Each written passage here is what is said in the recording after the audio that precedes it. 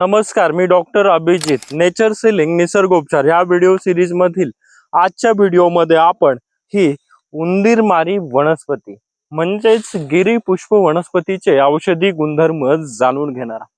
तर आपण जर बघितलं तर जंगलामध्ये खास करून आणि शेताच्या बांधावर काही शेतकरी ही वनस्पती लावत असतात.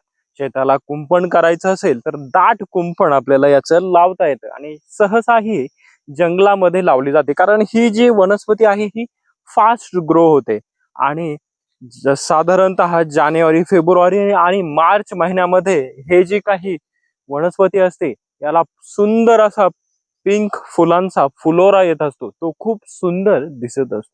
तर ह्याच सुंदर वनस्पतीचे औषधी गुणधर्म आजच्या व्हिडिओमध्ये बघूया. तर याला उंदीरमारी का म्हटलं जातं? त्याचा जो काही सुगंध असतो त्या सुगंधाने उंदर जे आहेत या वनस्पतीच्या सुगंधाने ते दूर होत असतात, त्यामुळे याला उंदीरमारी वनस्पती म्हणतात.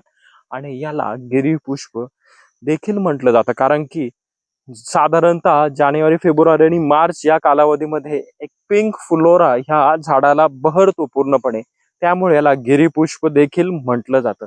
तर आजच्या या व्हिडिओमध्ये आपण ह्याच गिरीपुष्प वनस्पतीचे औषधी गुणधर्म काय आहेत ते जाणून घेणार आहोत.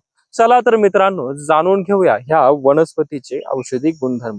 तर सगळ्यात पहिला त्वचा विकारांवर उपयोगी ठरत असते. या वनस्पतीचा लेप, याचे जे काही पानं आहेत ते पानं आपल्याला घ्यायचे आहेत आणि ह्या पानाचा लेप बनवून जर आपण खाज, खरूज त्वचा विकारांवर लावला तर आपल्याला नक्कीच फायदा होणार आहे.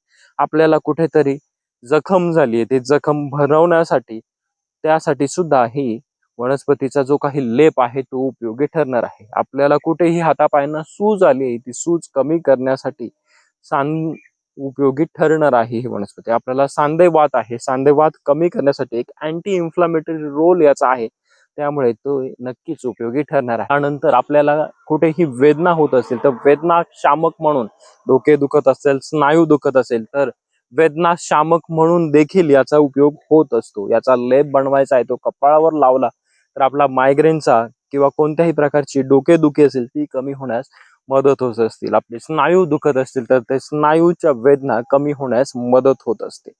त्यानंतर आपल्याला याला अँटीपायरेटिक देखील म्हटलं जातं. आपल्याला जर ताप येत असेल, ताप कमी होत नसेल तर याचा लेप आपण कपाळाला लावला तर ताप कमी होण्यास मदत होत असते. आपल्याला सर्दी खोकल्याचा त्रास असेल तर आपण याच्या पानाची वाफ जर घेतली तर आपला सर्दी, खोकला, कफचा त्रास कमी होण्यास मदत होणार आहे. याला जंतुनाशक देखील म्हटलं जातं. त्यामुळे आपल्या घरामध्ये कोणतेही जीव जंतू आपल्याला घालवायचे असेल तर याचा आपण पाण्यामध्ये टाकून किंवा रस याचा पाण्यामध्ये टाकून जर फरशी पुसली तर जंतुनाशक म्हणून हे घरामध्ये आपण वापरू शकतो.